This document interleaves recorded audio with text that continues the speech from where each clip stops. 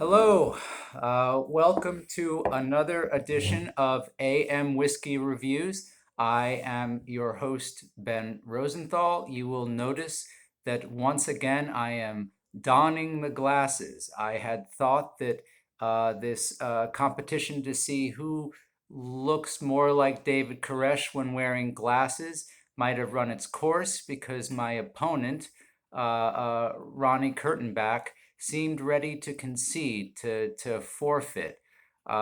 He was dealing with some adversity. His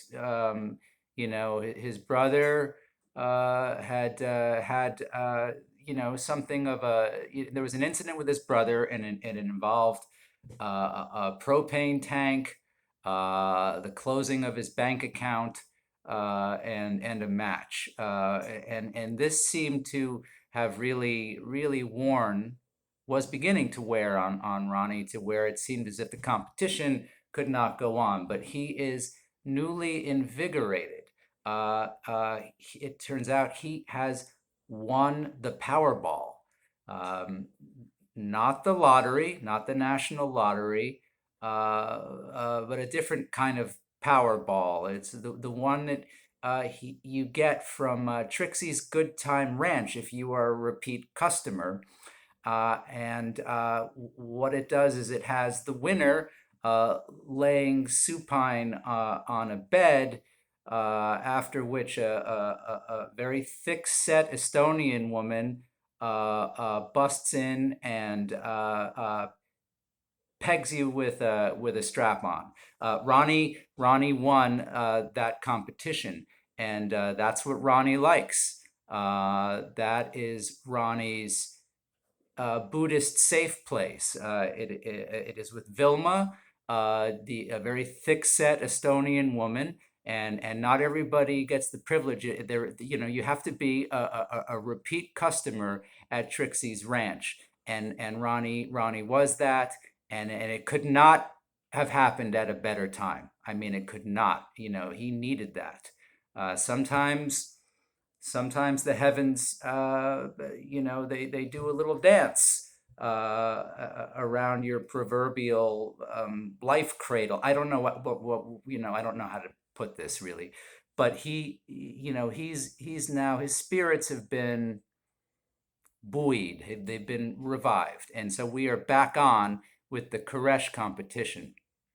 Um, Today, that does not change the fact that I am still at the mercy of my viewership in terms of obtaining drinks, spirits, on the subject of renewed spirits. Well, I don't have renewed spirits in the sense of them being of the whiskey variety. I do have something that I've heard about for years, and it is called grappa.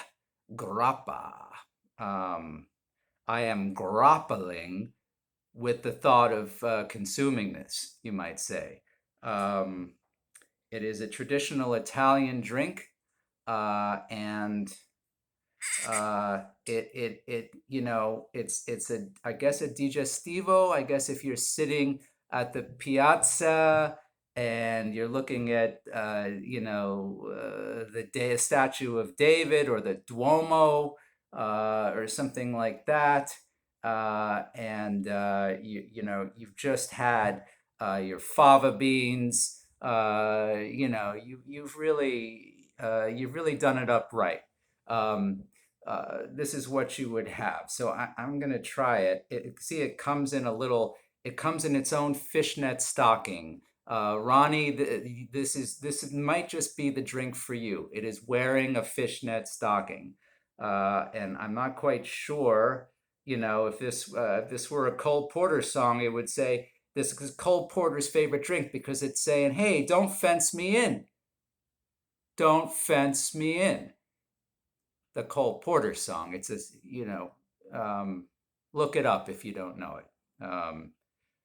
All right, here we go.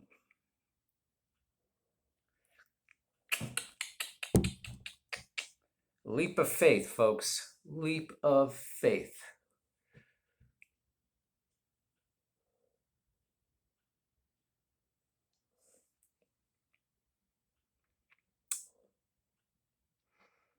Okay,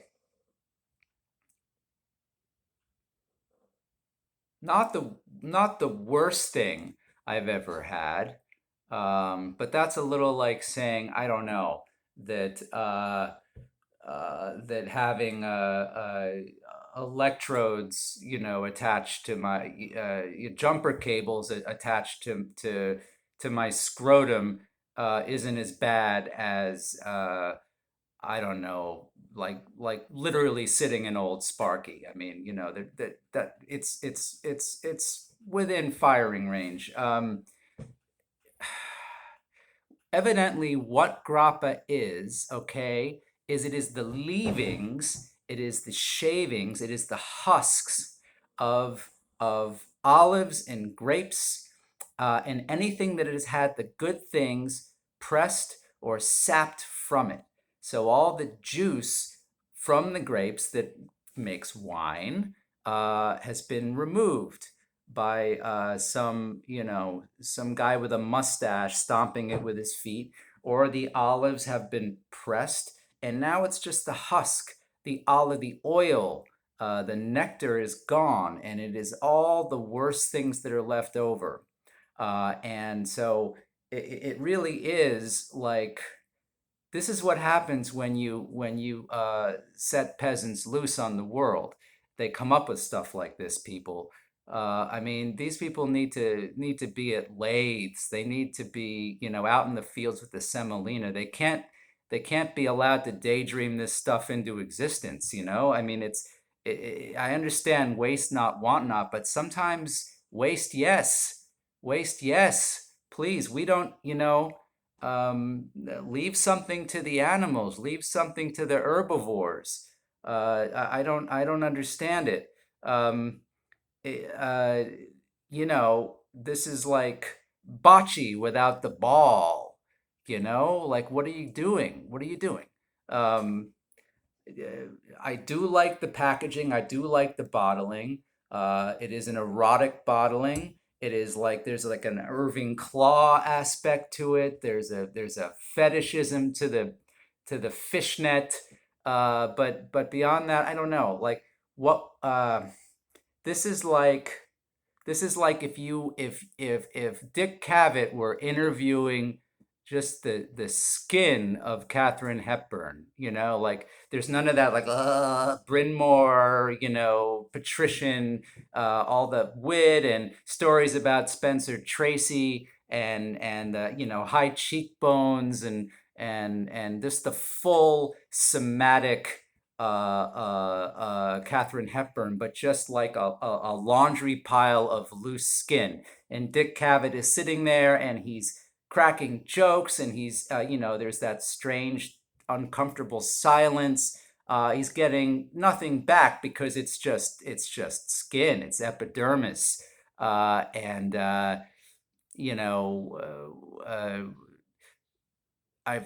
Spencer Tracy was reportedly said that, about Katharine Hepburn that there isn't much of her, but what there is churse. Well, this is not churse. This is human grappa. This is what you get with grappa. Okay, you got just Katharine Hepburn, the husk of Katharine Hepburn, just a disgusting laundry pile, like melted PVC pipe down there, and that's what you're drinking, man. Um, anyway, this is the first. I am not even going to try to pair this with anything. I would not foist this on something I could pair this with, even if it didn't have a brain or a thought in its head. I would not foist this on an inanimate object. Um, that's just where I sit with this stuff. Um, I hope to have something pair worthy that I could couple to something else next time. But you know, again, this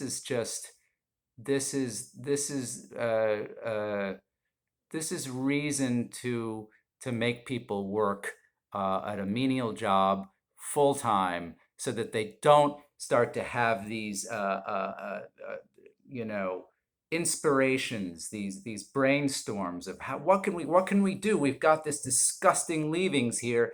Oh, well, let's make people drink it.